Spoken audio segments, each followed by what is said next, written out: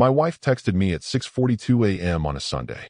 I was cleaning my old M40 rifle, the one I hadn't touched since retirement. The bolt was half disassembled, a cloth soaked in solvent in one hand, when my phone buzzed with a message that didn't even bother to blink twice. Let's be clear, my body is no longer your resource. Deal with it. No preamble. No context. Just that. Like I was a government department she was shutting down.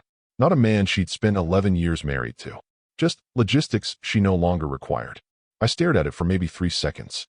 Then I put the rag down, screwed the bolt back into place with surgical precision, and set the phone down next to the edge of the rifle case. Not on the velvet lining, on the edge. Balanced. Like everything in my life had been since I stopped reacting. Then I typed one word back. Done. No sarcasm. No threats. Not even a question mark. Just a terminal command. Then I got up, walked inside, and opened the drawer I hadn't touched in 6 years. The key had been hanging behind an old family photo of my dad, Vietnam vet, sharp tongue, sharper memory. He used to say, "Never forget what someone shows you. Once is enough." Inside the drawer was a manila folder, thicker than it looked, hand-labeled in black marker, contingency, R. I laid it flat on my desk, took a breath, and flipped the first page open. For the men out there still biting their tongues, still waiting for one more chance, let me offer you this. Silence isn't weakness. It's patience with a scope on it. Also, if you're still listening and not subscribed yet, I'll be real with you. Over 90% of you never hit that button. But it helps the crew here bring you stories like this. So if this hits home already, hit that subscribe. Let's keep going. The folder wasn't filled with petty things. No photos. No screenshots. Nothing you'd post to make strangers feel sorry for you. This was infrastructure. Every agreement. Every clause. Every ownership structure we'd built, especially around her brand, her products, and her public image. Rachel had once told me I had a boring way of loving her. That I loved like a filing cabinet. Cold, locked, but always there. She wanted fireworks. I gave her structure. And that's exactly what was about to bury her. Because when she'd come to me, 6 years ago, wanting to start her mindful health and wellness brand, think yoga mats, powders with names like Energize Essence, and overpriced candles, I didn't just throw cash at it. I gave her something better. A blueprint. We filed it under a family trust. She didn't know that name meant the board members were all chosen by me.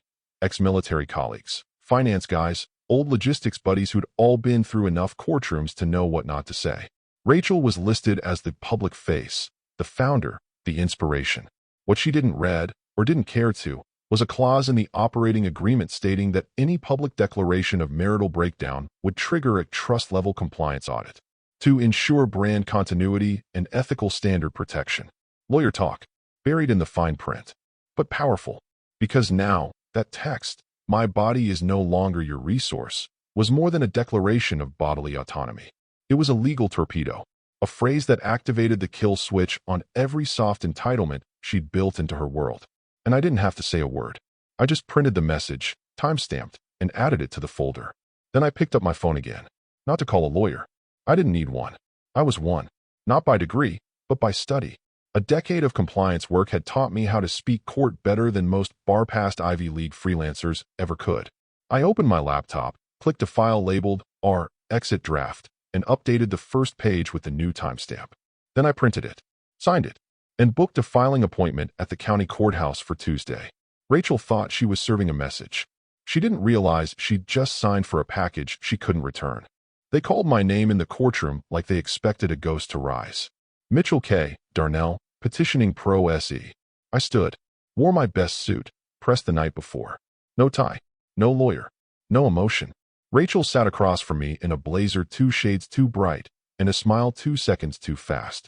Her attorney, a smooth-jawed, silver-pin type with a penchant for smirking, tilted his head like he was waiting for a punchline. "Your Honor," he said before the judge had even uncapped his pen, "my client's husband is filing this petition without representation. We're assuming this is procedural? A placeholder until counsel is retained." He glanced at me, didn't even say my name. I said nothing. The judge, to his credit, didn't bite. Just slid the petition across the bench and began reading aloud, as per protocol.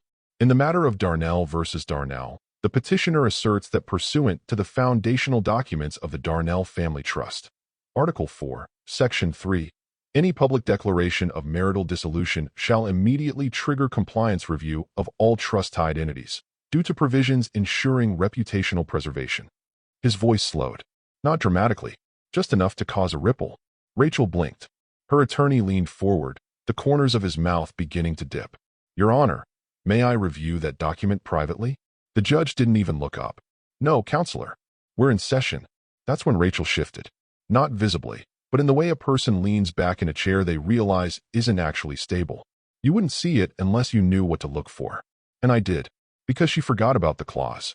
We signed it 6 years ago, when her business was nothing but a Pinterest board and a dream. She came to me with a smile and a stack of articles about natural branding and personal empowerment. She wanted capital. I gave her my pension, deferred, tax-secured, from my military career. She said she'd never ask for more. So I asked for one thing: control of the structure. Not of her, of the paperwork. The trust was a standard protective measure. At least that's how I framed it. But buried in it was a clause I'd borrowed, ironically, from one of her own wellness coaching PDFs. In the event of energetic misalignment, conduct a full integrity audit. I adapted it to legalese. Worded it to say, if either party publicly disavows the marriage, the entire business structure must be audited for ethical alignment and continuity of trust. She thought it was symbolic. Cute. She laughed when she signed. Now it was Exhibit A, and her little text about her body no longer being my resource. That wasn't a feminist mic drop. That was a legally actionable declaration of marital breakdown. On a public device. Timestamped. Stored. Submitted. The judge flipped the page. Per this clause, the triggering event has occurred, and the trust enters a protective phase pending compliance verification. All assets currently disbursed under the business entity fall under administrative freeze until the audit concludes. Rachel's lawyer cut in again. Your Honor, if I may, this clause wasn't intended for enforcement. The judge looked up. Finally. Then why was it signed? And notarized? Silence. I sat with my hands folded. No reaction. See, I didn't need to win a debate. I needed the process to activate. Once it did, everything else moved on its own. The audit was automatic. The freeze was mechanical. The paper did what I never had to say aloud. Her lawyer shot a glare at me. I met it like a man looking at a malfunctioning printer. Annoying, but not my problem. Because I wasn't fighting her. I was just initiating a protocol she herself had authorized. And that's the part that started to sink in, for both of them.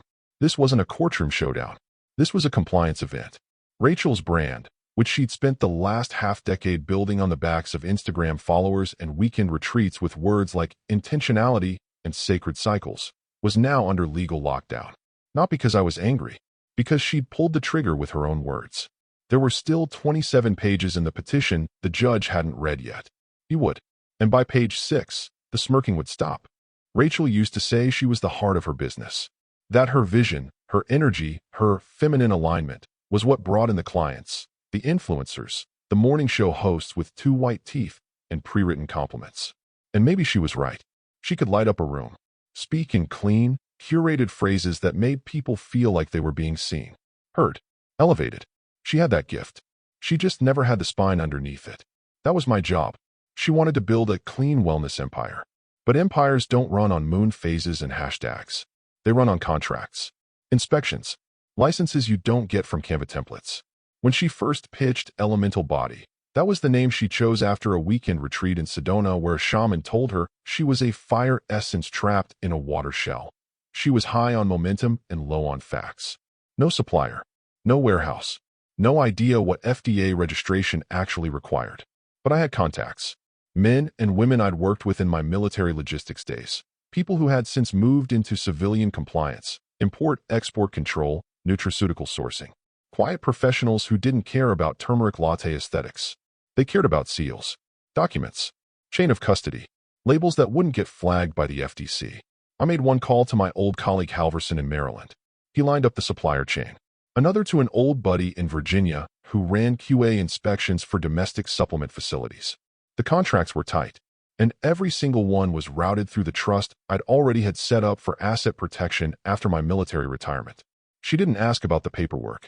She just liked that her stuff was suddenly on shelves in boutique spas and online in sleek brown glass jars with earth-tone fonts. And the board? Never once in a photo.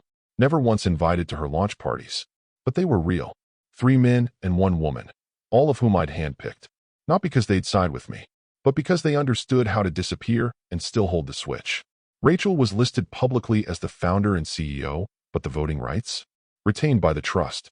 Revocable upon breach of brand alignment, which included reputational damage from any founding member. Her text? A direct hit to that clause. I watched the realization crawl across her face in court as the language was read out.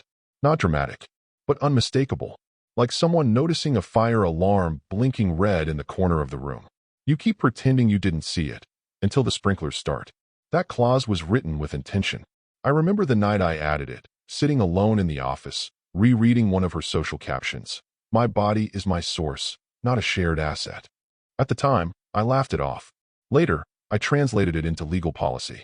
So when the trust received the court-acknowledged petition referencing her public disavowal of the marital partnership, it didn't need my input.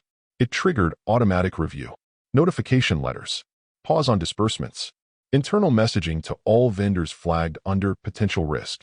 She wouldn't even see it until the first bounce-back email. And this wasn't just about money. It was about control.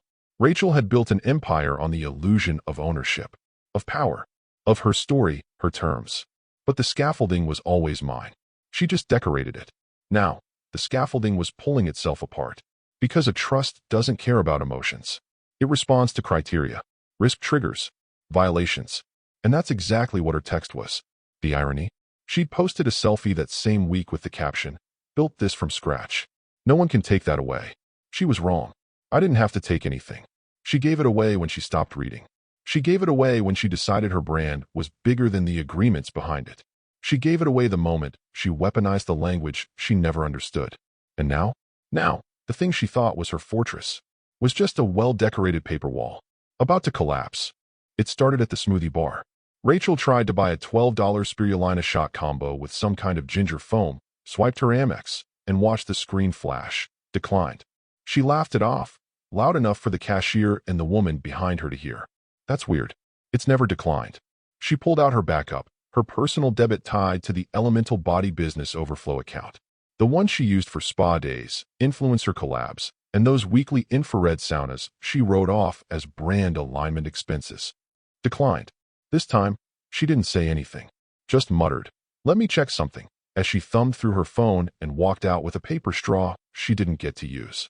The first real crack wasn't the transaction. It was the silence from her banking app. Unable to refresh account data. Please try again later. At home, she logged into her brand's backend, expecting to see the usual rolling dashboard of numbers, Shopify orders, affiliate payouts, and influencer links. Instead, she saw one short, bright red banner. Payment processor activity suspended. Pending internal trust compliance audit. No funds may be moved at this time. She called customer support. She never calls customer support. The rep was polite, almost too polite. Kept saying the same phrase. "We are unable to comment on internal trust audits. Thank you for your patience." That's when she called her lawyer. "I'm locked out," she said. Like actually locked out. Funds frozen. Processor frozen. Emails aren't going out to the mailing list. My account dashboard is showing red flags like we committed fraud. He replied with a smirk in his voice. "It's probably a glitch. Don't worry. I'll call their legal." He didn't sound worried. Yet, he made the call. Spoke to someone at the compliance desk at my former consulting firm, the same place I'd done back-end reviews for over a decade.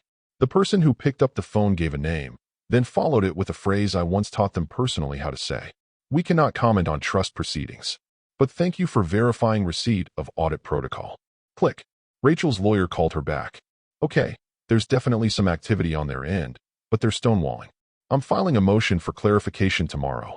Should be routine." But Rachel didn't hear the word routine. She heard activity, and audit, and trust. The same trust she once brushed off as Mitchell's legal safety net. She opened her email. Nothing from her vendors. No updates from the newsletter team. Just one message from her brand's fulfillment warehouse. Deliveries paused pending review of contractual authority. She read it 3 times. Contractual authority? She was the CEO. She was the brand. But suddenly, her signature didn't carry the weight it used to. And what she didn't realize, what she couldn't have realized, is that the dominoes weren't falling randomly. They were falling in the exact order I designed. That trust? It wasn't just a financial structure. It was a behavior-triggered system. Silent unless prompted. Automatic once tripped. And the triggering language? She'd texted it. publicly. When the clause activated, it didn't freeze her. It froze the entity. That meant accounts, vendors, shipping schedules, domain auto-renewals, licensing reviews. Everything locked under the umbrella of trust-secured activity. She tried to post to her 60K followers. Her app glitched. The caption wouldn't publish. She logged in via desktop. The admin credentials had been reset. She called the IT manager, on contract through a third-party vendor. He apologized, said he received a suspension of access notice signed by the board. She screamed, "You know me. I am the board." He said nothing, because Rachel finally realized something. Being the face of something isn't the same as being its foundation. And the foundation was no longer taking her calls. The next morning, she woke to 4 emails, 2 voicemails, and a text from someone she hadn't spoken to in over a year, an old supplier rep from Idaho who once gifted her hand-painted chakra stones at a wellness expo. The email was short. Subject: Documentation Review Request. Hi Rachel. We've been contacted by Internal Audit Counsel regarding discrepancies in the compliance paperwork for SKUs 1142 through 1189, specifically around labeling, authorization, and contract renewal signatures. Please advise who currently holds operational signatory control. We've been asked to route all updates through the Trust Compliance Desk, not your office. She didn't even make it through the second paragraph before she swore out loud and dropped her phone into her turmeric oatmeal. The second message came from a marketing partner who used to fawn over her Insta lives like a teenage groupie. Now he was texting like she was radioactive. Hey Ratch, quick cue. Why is the FDA's secondary license for Elemental supplement line under a compliance agent named Halverson? He's not on your site anymore. We just need to confirm the chain of custody before we greenlight the second quarter ad buys. Halverson, my old friend, retired Navy, now full-time shadow. She had met him twice, called him Mr. Spreadsheet, and rolled her eyes. He held her product line in his inbox. But the real slap came at 11:07 a.m. in a sterile email from a national chain she'd been publicly teasing a rollout with, just 6 days away. Dear Rachel, due to unresolved documentation queries regarding proprietary sourcing and trust governance review, we are pausing the onboarding of Elemental body products pending confirmation of operational authority. We appreciate your understanding. Her hands were shaking when she read it. Not from fear. From confusion. She hadn't said anything publicly beyond that one text. She hadn't posted rants. Hadn't thrown a tantrum online. Mitchell hadn't, either. He'd gone silent after court. No interviews. No tweets. No leaks. So how was this unraveling so fast? She didn't understand that silence is a language. And Mitchell had been fluent for years. Because all of her empire, every single connection she had bragged about at influencer retreats, at dinner parties, in her endless podcasts about building legacy with integrity, had been formed on paper that he drafted, through contacts he vetted, platforms he set up. She never bothered to learn how any of it worked. She just made it look good. And now, one by one, those same contacts were quietly pulling their hands away.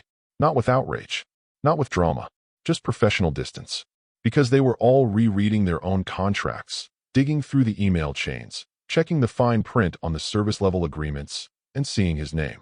Or worse, seeing no name at all, just the trust's signature block, with a clause that now meant something different. One of her brand's formulation partners, usually too friendly by half, left her a voicemail that was practically forensic. Rachel, we've had 2 separate inquiries about document trail legitimacy from your trust's audit desk. If there's been an ownership transfer, please confirm chain of command. Otherwise, we'll have to freeze development until clarity is restored. Sorry, she didn't even know what half those words meant anymore. And that was the point. She had spent years convincing herself she was the architect. She wasn't. She was a tenant. And the landlord had quietly revoked access. What made it worse was the absence of noise. Mitchell hadn't posted a single thing. No gloating. No angry counters. He wasn't leaking anything. The documents were. And they weren't whispering. They were screaming. Not to the public, but to the back end. To the vendors. To the accountants. To the regulators. All of them realizing she didn't actually own what she said she did. She just looked good holding it. Now, she was standing alone in a building with no keys, no authority, and an inbox that was slowly turning cold. Rachel stormed into the Elemental Body headquarters at 8:31 a.m. in heels she hadn't worn in months and a blazer she used to call her boardroom armor. The staff recognized the look on her face, the don't talk unless you want to bleed look. Phone slid into pockets. A junior manager slipped into the bathroom to avoid eye contact. She pushed open the frosted glass conference room door, expecting to find chaos. Instead, she found a meeting, already in session. 5 people seated, calm, focused, quiet. 3 men, 1 woman, and an empty 5th chair at the far end of the table with a single sheet of paper laid neatly in front of it. Her chair. No one looked surprised to see her. In the center of the table sat a recording device. Active. A red light blinking slowly. The woman at the head of the table, Sandra, one of the trust's compliance officers, looked up and said in the same tone one might use to acknowledge a weather update, "We're in closed session. You'll need to wait." Rachel's voice sliced through the air. "This is my company." Sandra didn't flinch. Instead, she read aloud, as if Rachel hadn't spoken. Pursuant to Article 6, Section D of the Elemental Body Operational Charter, Ms. Rachel Darnell has activated clause-level review by publicly disassociating from the founding structure, thus suspending all autonomous executive functions pending outcome of audit. Rachel's jaw tensed. That clause doesn't apply here. That's for financial misconduct or... It also applies to material reputational harm to the trust, Sandra interrupted. As explicitly defined in Exhibit G, which you signed on March 14, 2019. Your statement, and its corroborating timestamp, fall within those parameters. Rachel's hands curled at her sides. "Where's Mitchell?" "Not required for this session," someone else said without looking up. The door opened behind her. Her attorney, Nolan, walked in, tie half straightened, coffee stain blooming down his sleeve. "Sorry, parking was... Wait, what the hell is this?" Sandra slid a printed agenda toward him without getting up. Clause-level review per trust bylaws. Governance and suspension. Authority delegated to temporary oversight panel until legal resolution. Nolan scanned the first page. Paused. "Read slower." "Absolutely not," he said. "This is a hostile action. You're exceeding scope. My client retains controlling interest." "Incorrect," Sandra replied. "Your client retains public presence. Controlling interest resides in the founding trust, whose bylaws you are evidently unfamiliar with." Nolan's face flushed. "You're redefining terms." "No," she said, leaning back. "We're applying them." Rachel's gaze darted around the room, waiting for someone to side with her. No one met her eyes. Because these weren't the yoga instructors and content creators she brought on for authenticity. These were Mitchell's people. Quiet, paper-wielding, fluent in every clause she skimmed over. "You don't understand how this will look," she said, grabbing at something, anything. "I've built this brand. People follow me. I'm the reason Elemental is worth anything." A man across the table, older, with a Veterans Affairs pin on his lapel, replied calmly, "That may be true. But value built on structure remains with the structure. You were never the structure." Nolan stepped forward. "I'm demanding executive session. My client has a right to be heard." Sandra shook her head. She had the right to abide by her agreements. She chose otherwise. Authority lies where the bylaws place it. Rachel slapped a palm down on the table. "So what? I'm a ghost now? I don't get a say in the brand I made." "You had a say," Sandra said, closing the folder in front of her. "You texted it to him." Silence. Then someone, one of the others, maybe Halverson, added, "You're not being erased. You're being reviewed. That's what clause-level activation means." Rachel turned to Nolan. "Fix this." But Nolan looked at the agenda again, at the signatures already at the bottom, the timestamps, the unflinching posture of people who'd been briefed, prepared, and signed off well before they walked in. I'll file a counter motion," he mumbled, already knowing it was too late. "Because power isn't what you post, or what you wear into a room. It's who owns the table." And Rachel just realized the table had never been hers. Court resumed on a rain-slick Tuesday, the kind of gray morning that makes everything feel quieter than it should be. Rachel arrived first, flanked by Nolan and another junior associate. This one with a laptop, 3 legal pads, and the look of someone hoping not to be noticed. Mitchell entered 5 minutes later. Alone. No papers. No laptop. No visible folder. He wore the same suit as last time, same calm face. He took his seat, crossed one leg, and folded his hands in his lap like he was waiting for a train, not a verdict. Rachel didn't look at him. Nolan did, though, and for a split second, his confidence faltered. Then the show began. "Your Honor," Nolan started, standing with practiced solemnity.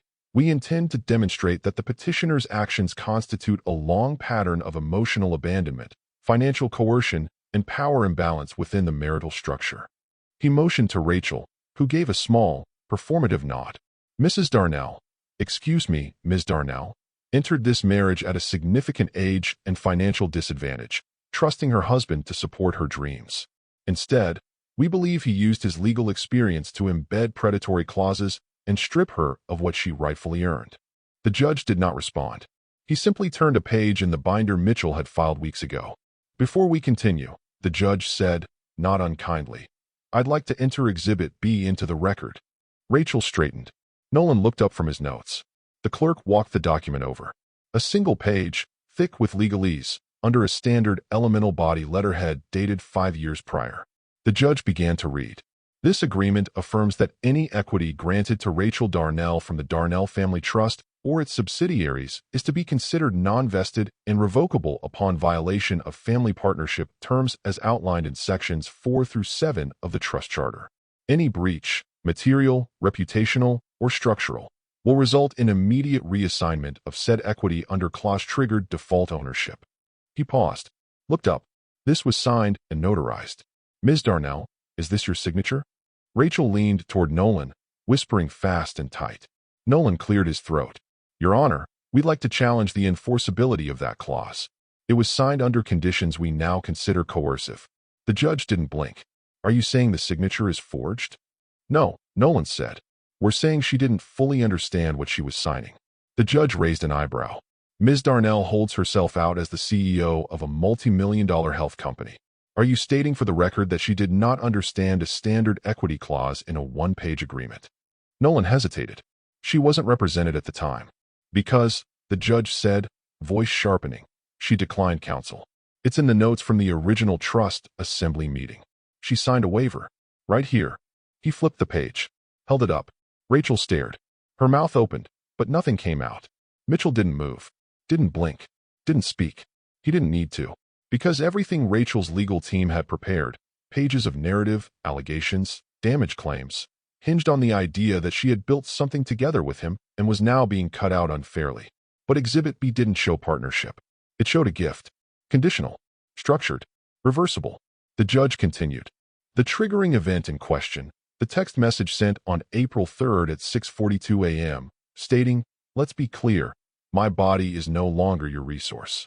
Deal with it, meets the definition of reputational disassociation under the language of the clause. Nolan raised a finger. We object to that interpretation. On what grounds? He blinked. Subjective context. Emotional language. The judge stared. You're objecting to the meaning of a direct sentence? A sentence your client has since confirmed publicly, in interviews and on record? Silence.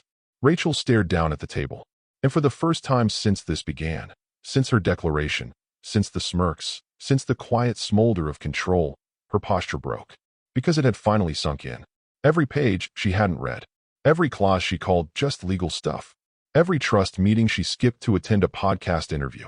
Every gift she accepted without question. They were here now, lined up like bricks, forming a wall she couldn't get past. The judge turned to Mitchell. Do you wish to make a statement, Mr. Darnell? Mitchell looked up slowly. No, Your Honor. And that was it. Because when the structure is sound, you don't need to shout. You just let it stand. It started as a throwaway post on a niche divorce support forum, a late-night rant thread titled, When They Pretend It Was All Theirs. The user posted a screenshot of the now infamous text, blurred out Mitchell's name, but left the time and phrasing intact. The caption read, She built a wellness empire. He built the infrastructure. This is how she told him it was over. Below it, the text message.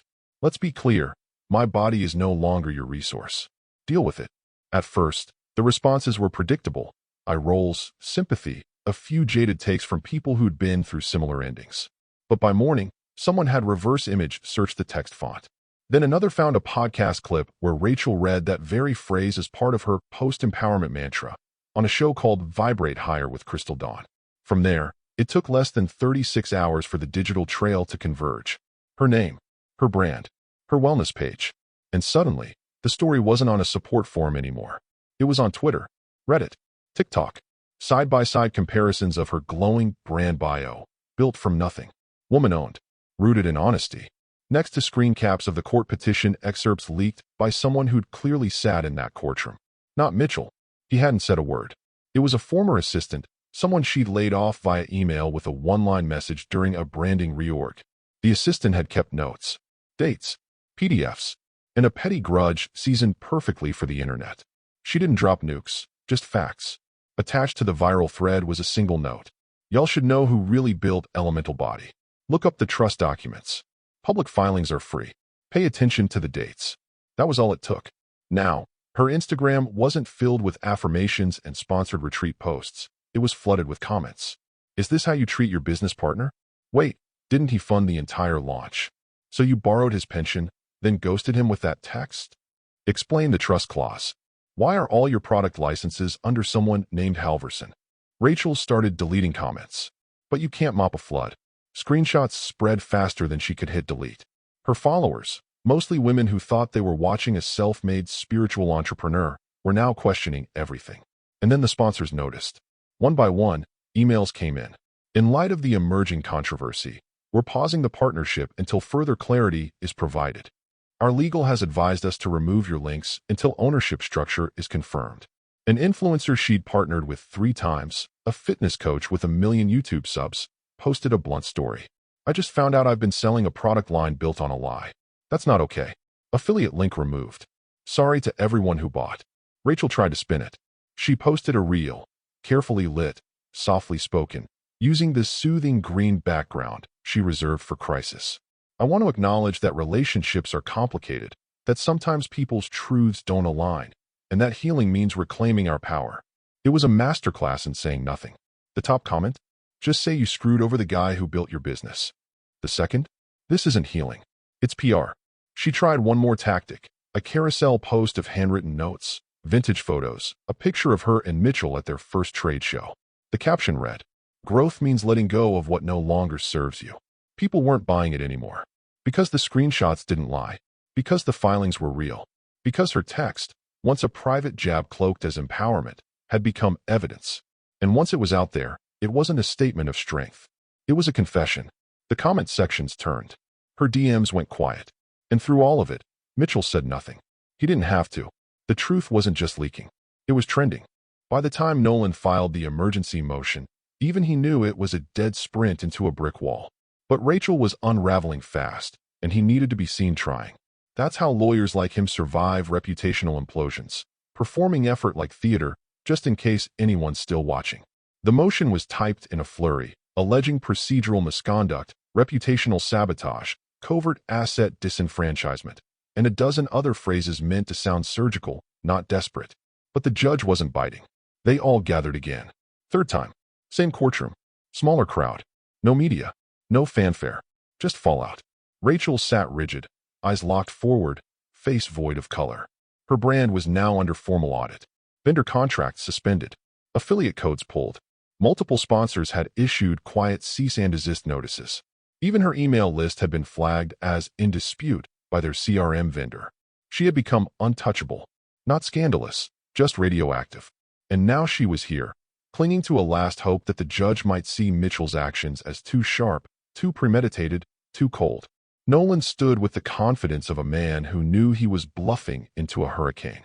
"Your Honor," he began, "we respectfully submit this emergency motion seeking injunctive relief from the systemic dismantling of my client's business operations, which, regardless of contractual nuance, have been weaponized through mechanisms not intended for dissolution but for governance." The judge blinked. "Counselor, I've read your filing.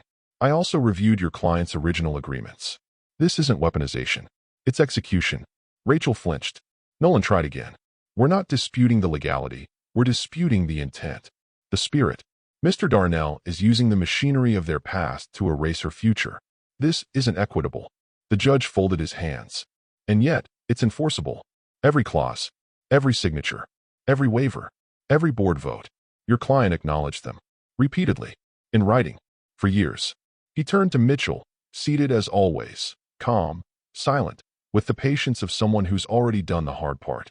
"Mr. Darnell," the judge asked, almost cautiously, "do you have any comment before I issue my ruling?" And for the first time since that original text message, Mitchell spoke. 10 words. Measured. Precise. Quiet. "Your Honor, I don't want vengeance. I want closure." It wasn't a speech. It was a scalpel. The room didn't move. Even Nolan, who had prepared counters for 1,000 scenarios, had nothing. Because what do you say to a man who's already finished mourning? What do you say to someone who doesn't want to win, just wants it over? The judge nodded. Not because of sympathy, because of respect. Respect for the kind of silence that doesn't come from fear, but from discipline. Motion denied. The judge said, pen scratching across the docket. The structure stands. The audit proceeds. No stay will be granted. Nolan opened his mouth, then closed it again. There was nothing left to file, no backdoor to sneak through. Too many documents. Too many acknowledgments. Too much precision wrapped in too much patience. Rachel's shoulders dropped, not in defeat, but in something worse. Acceptance. She knew now. Every moment, she dismissed Mitchell as distant. Every time she joked that he loved more like a compliance manual than a man. Every time she substituted his loyalty for lack of presence. He wasn't absent. He was building the walls she'd one day run into. Mitchell stood, gave the slightest nod to the judge. No gloating. No glance at Rachel.